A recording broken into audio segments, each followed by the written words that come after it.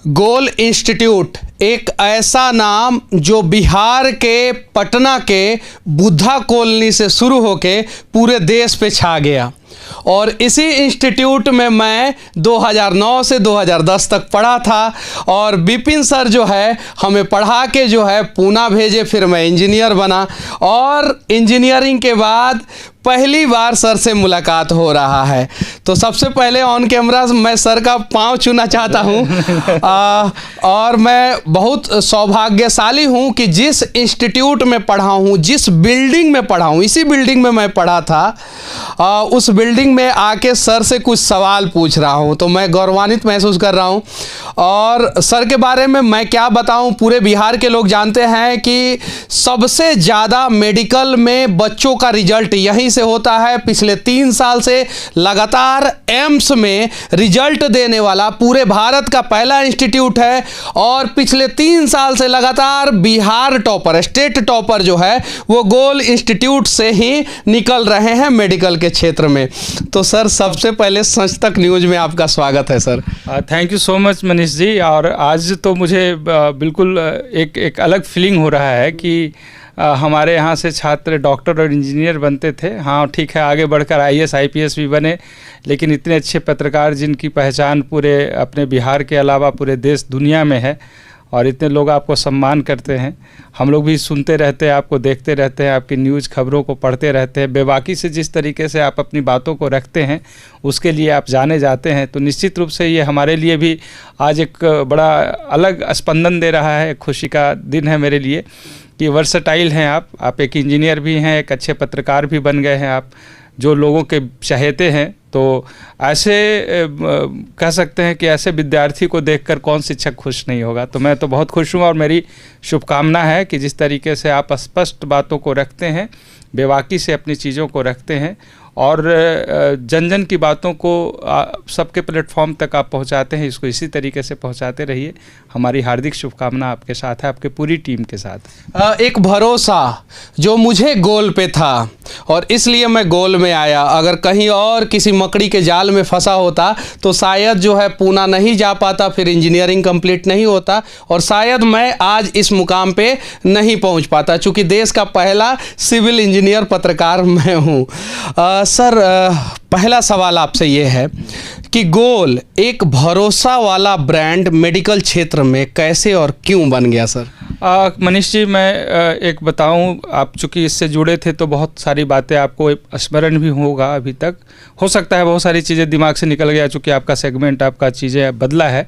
लेकिन 97 में पटना से ही शुरू हुआ था गोल पहली बार। महेंद्रू के एक छोटे से कमरे, जिसका आप अगर डायमेंशन कहें तो 8 बाई 8 का कमरा था, वहाँ से निकलकर अगले साल 98 में हम बनारस गए। उसके बाद बोकारो होते हुए दिल्ली, लखनऊ, इलाहाबाद और झारखंड में रांची, जमशेदपुर, धनबाद होते हुए छत्तीसगढ़ का भिलाई, रायपुर और बिहार के भी कई सेंटर तक हम गए।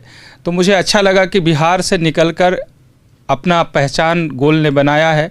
साथ मिला सबसे ज़्यादा यहाँ छात्रों का, जिनका जुझारूपन, जिनकी मेहनत और जिनका लगन और विश्वास, साथ में अभिभावक का और जो कुछ शुभचिंतक थे और हमारी टीम जिन्होंने लगातार मेहनत किया है। गोल संस्थान पहली बार टेस्ट सीरीज का एक्सपेरिमेंट किया पूरे भारतवर्ष में, प्रैक्टिस सेंटर लेकर आया था और आज भी वो प्रैक्टिस सेंटर उतना ही जीवंत है। और एक ऐसी विधा, एक ऐसी व्यवस्था है जहाँ पे साधारण परिवार के छात्र भी मेहनत के बदौलत कम पैसे में डॉक्टर, इंजीनियर बन रहे हैं, अपने सपने को साकार कर रहे हैं। ये हमें ऊर्जा देता है। और गोल एजुकेशन विलेज जो पूर्वी भारत का अनूठा, आप कह सकते हैं कई स्टेट में अगर आप कंपेयर करें तो बिल्कुल अनूठा एक व्यवस्था है। गुरुकुल जैसा व्यवस्था जो है गोल विलेज का, बिहार के पटना के शिवाला के पास, हाँ, बिहटा जाने वाले रास्ते में है। ठीक है, संस्थान जो भी अर्न करता है छात्रों के द्वारा ही होता है और छात्र के लिए ही उसे समर्पित। बहुत बड़ी बात सर बोल रहे हैं कि संस्थान जो भी अर्न करता है वो छात्रों के द्वारा ही करता है और छात्रों के लिए ही करता है। मेरा भी जो फीस था उसमें मुझे डिस्काउंट मिला था और बहुत सारे बच्चों को सर उस समय भी फ्री में पढ़ाते थे। उस समय जब हम लोग थे, हमारे साथ हॉस्टल में भी बहुत सारे बच्चे रहते थे और आज भी सर फ्री में पढ़ाते हैं। और बहुत सारे बच्चे जो है PMCH NMCH जैसे अस्पताल में जो हैं वो मेडिकल क्वालिफाई कर जाने के बावजूद भी उनका ड्रेस, उनको स्टाइपेंड के रूप में रुपया, ये सब चीज़ें जो है मुझे आपके बारे में पता चला। फिर बहुत मुश्किल से जो है मैंने प्रयास किया, फिर आज जो है आपसे मुलाकात हुआ। ये तो अच्छी बात है। देखिए मनीष जी, मैं एक बात और बताऊं कि हम लोग संस्थान संचालक हैं, ठीक है, अलग अलग दृष्टि से लोग देखते हैं, लेकिन हकीकत यह है कि हमें भी जिम्मेवारी लेना होता है। समाज के वैसे मेधावी छात्र जो गरीब हैं, जिन्हें पढ़ने की ललक है और पैसे के अभाव में वो नहीं अपने सपने को साकार कर पा रहे हैं, तो हम लोगों की जिम्मेवारी है कि ऐसे बच्चों को हम मदद करें।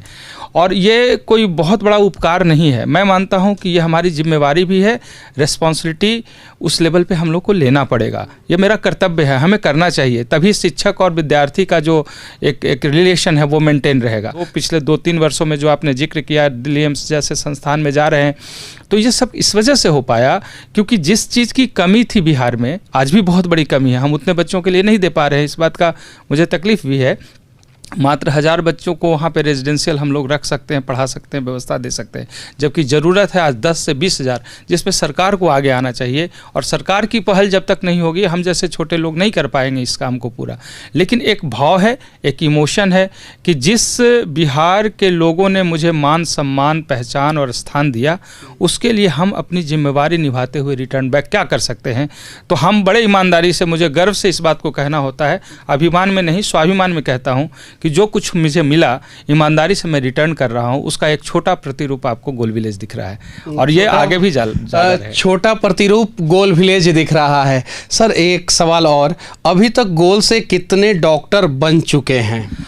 पिछले 25 वर्ष का अगर कैलकुलेशन किया जाए, जो मेरे पास आता है, उस कैलकुलेशन में लगभग 15,000 प्लस स्टूडेंट का डेटा हम लोग पास है। बहुत सारे स्टूडेंट ऐसे भी होते हैं जो पढ़कर जाते हैं, सिलेक्शन हो जाता है, चले जाते हैं, हम लोग तक इन्फॉर्मेशन नहीं आता है। तो मोर देन 15,000 स्टूडेंट्स मैं कह सकता हूँ जिसका डेटा है आपके पास। जी, उतने बच्चे का हम लोगों के पास रिकॉर्डेड है जो आता है। पिछले साल कितने बच्चे नीट क्वालिफाई किए और कितने बच्चे जो है सरकारी मेडिकल कॉलेज में हो गया? चूँकि क्वालिफाई करने का क्राइटेरिया तो अब बहुत नीचे चला गया है, परसेंटाइल है, तो 50% अपीयरिंग स्टूडेंट, जितना अपीयर करते हैं स्टूडेंट, उसमें से 50% लगभग स्टूडेंट क्वालिफाई कर जाते हैं। तो वो क्राइटेरिया, तो क्वालिफाई करने की बात करेंगे तो 6,000 के आसपास बच्चे क्वालिफाई किए थे। बट सरकारी स्कूल में जो बच्चे गए वो लगभग 400 से ज़्यादा गए थे, 400 प्लस गए थे। फिर प्राइवेट मेडिकल कॉलेज में भी अगर बात करें तो 100 प्लस गए थे। तो 500 साढ़े 500 बच्चे तो एवरेज ऐसे इधर से वो मेडिकल कॉलेज में जा रहे हैं और ये संख्या आने वाले समय में और बढ़ने वाली है। जो हमारे पास तक आता है, कुछ बच्चे का ऐसा भी होता है कि बाद में बताते हैं, वो हमारे रिकॉर्ड से बाहर कभी कई बार हो जाते हैं। जैसे आपने बताया कि इतने दिनों के बाद पहली बार मिल रहे हैं और आज मुझे पता चला, जब आपने मुझे बताया तो मैं सरप्राइज था कि ठीक है, इस लेवल पे आपकी पहचान है, तो अब गोल से आप हैं, तो ये बड़ा मुझे सुखद अनुभव हो रहा है। तो ऐसे बहुत सारे लोग होते हैं, जब अचानक मिलते हैं तो बताते हैं कि सर हमने आपके संस्थान से पढ़ा था, हमको ये फ़ायदा हुआ था। तो निश्चित रूप से हमारे अंदर इसके कारण एक ऊर्जा, एक आत्मविश्वास मेरा भी बढ़ता है। ठीक है, पैसा एक व्यवस्था को संचालित करने के लिए ज़रूरी होती है और हम निश्चित रूप से मानते हैं कि वो तो पैसा लेना पड़ता है, क्योंकि हमारे साथ टीचर हैं, लगभग 150 टीचर हैं, बाकी स्टाफ मिलाकर 500 से ज़्यादा लोग हैं, उनका घर चलना, उनकी व्यवस्था चलनी है। 18% का GST है जो सरकार को देना है, 18% GST, और एजुकेशन के ऊपर 18% GST। कहीं नहीं तो कहीं सरकार को भी थोड़ा समझ होना चाहिए। और GST अगर जीरो नहीं कर सकते हैं एजुकेशन सेक्टर पे, तो जो मिनिमम क्राइटेरिया शायद से 5% है, वो 5% पे अगर GST ला दे तो शायद बच्चों को और क्वालिटी एजुकेशन जो है सस्ते दामों पे मिल जाएगा। सही है ना सर? मनीष जी, निश्चित रूप से बड़ा भारी मन से इस बात को हमेशा हर प्लेटफॉर्म पे हम लोग रखते हैं कि बिहार जैसे गरीब प्रदेश, जहाँ पे पढ़ाई करने के लिए छात्रों के पास सचमुच पे पैसे नहीं हैं, हम लोग इस बात को महसूस करते हैं।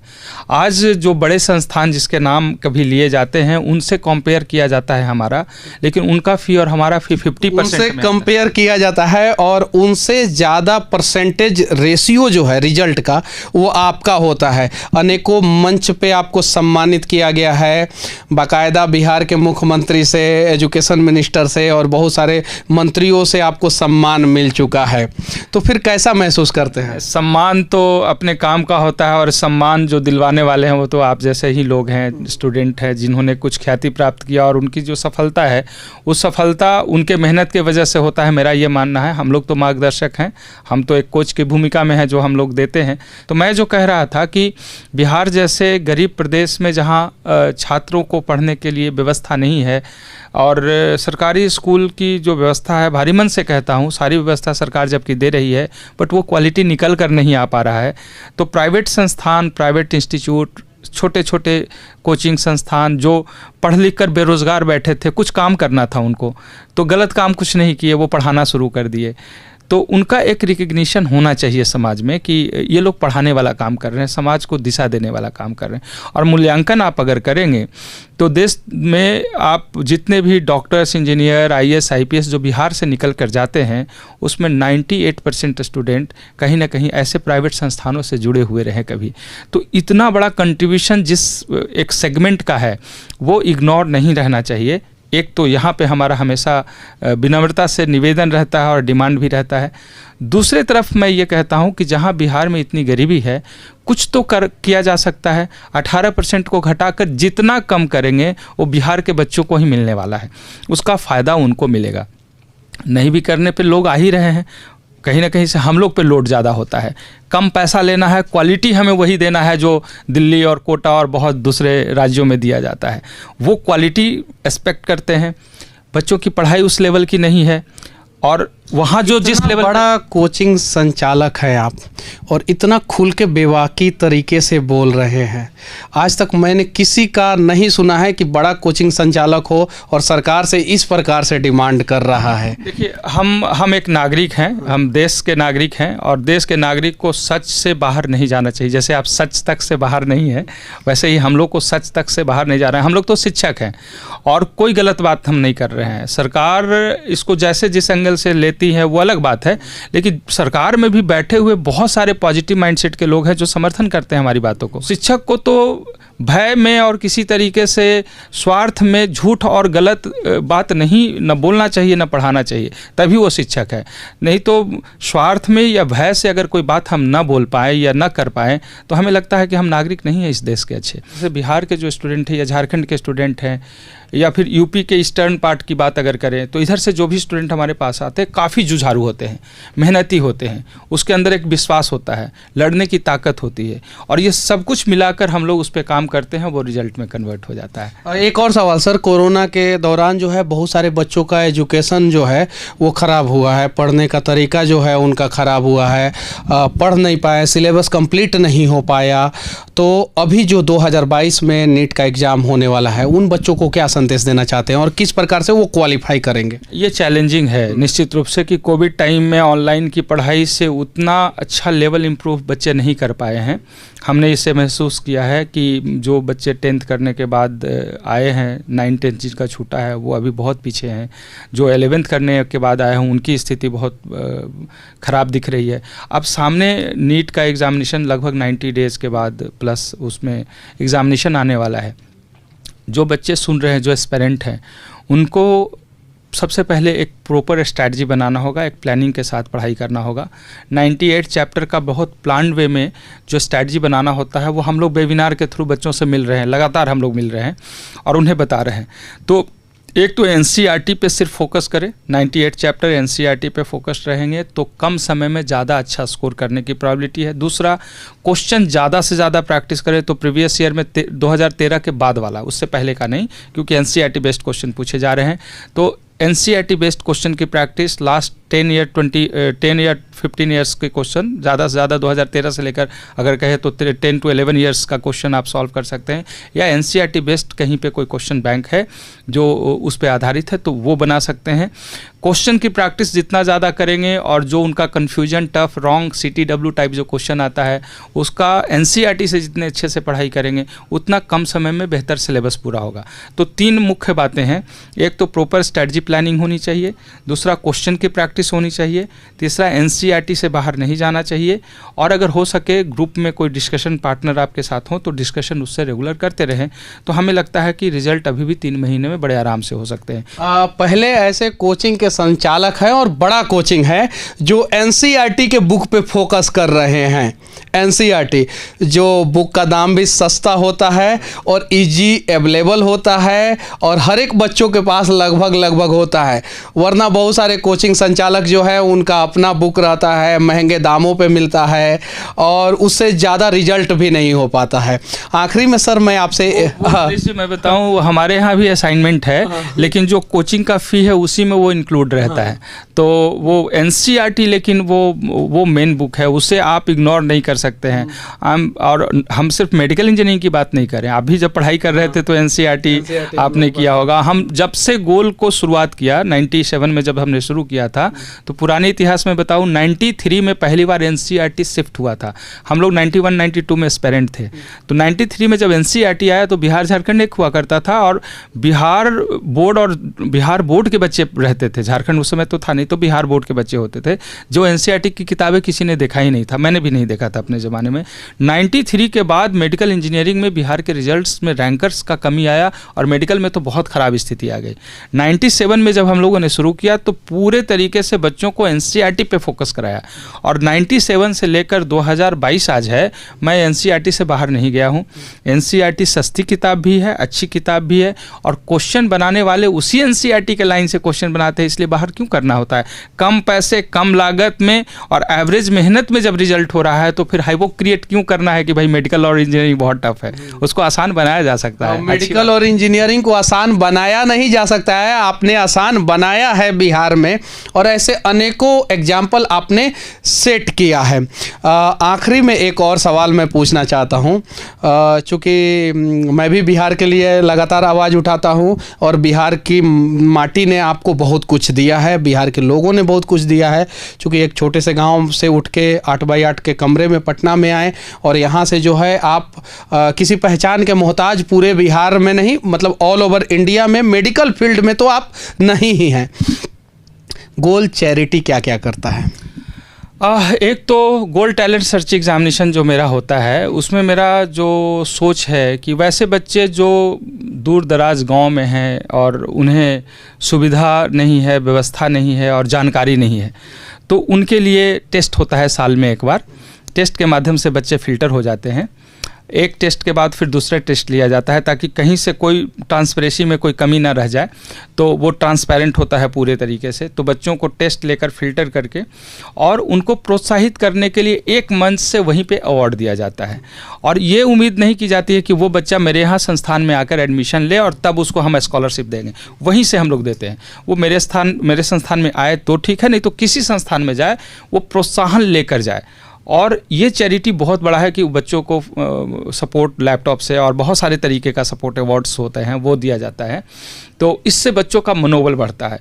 और मैं समझता हूँ कि ये इतना बड़ा परिवर्तन हुआ है मनीष जी, मैं बताऊँ 2011 से बहुत रिलीजियसली हम लोग gold talent search examination conduct करवा रहे हैं बिहार में और सैकड़ों student medical, engineering, civil services, law professional जैसे कॉम्पिटिटिव एग्जामिनेशन को क्वालिफाई किया है और वो आज अच्छे जगह पे हैं।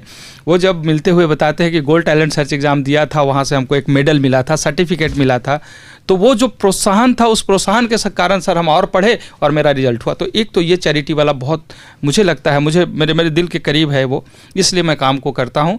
चैरिटी हमारी जवाबदेही है उन बच्चों के लिए जो गरीब और मेधावी हैं। हम पूरे सारे गरीब बच्चों को तो नहीं कल्याण करवा सकते हैं, उनका पढ़ाई उस लेवल पे गरीब हो लेकिन मेधावी भी तो होना चाहिए।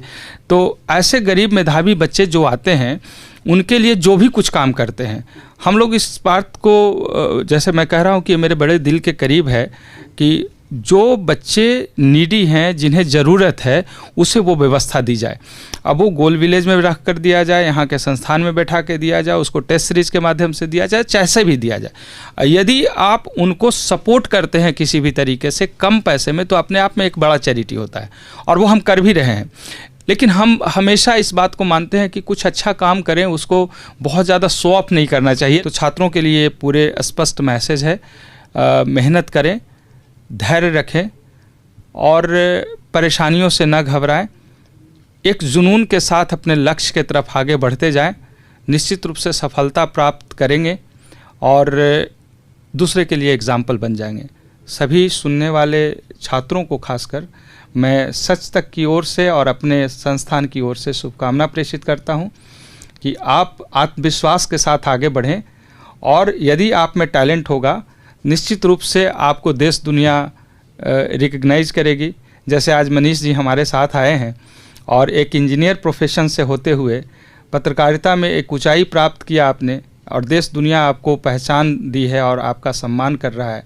तो हर व्यक्ति में कुछ न कुछ विधा है, कुछ न कुछ गुण है, कुछ न कुछ क्षमता है। अपनी क्षमता को पहचानिए, तलाशिए, जिस क्षेत्र में आपका इंटरेस्ट है उस क्षेत्र में आगे बढ़िए, लेकिन ईमानदारी से कोई समझौता नहीं करना है। मेरा मानना है कि ईमानदारी से कोई भी काम लगातार आप करते हैं, निश्चित रूप से दूसरे से अलग होते हैं, आप सफल होते हैं। तो फिर मिलते हैं हम। एक बार फिर से सच तक की टीम को धन्यवाद। हमारे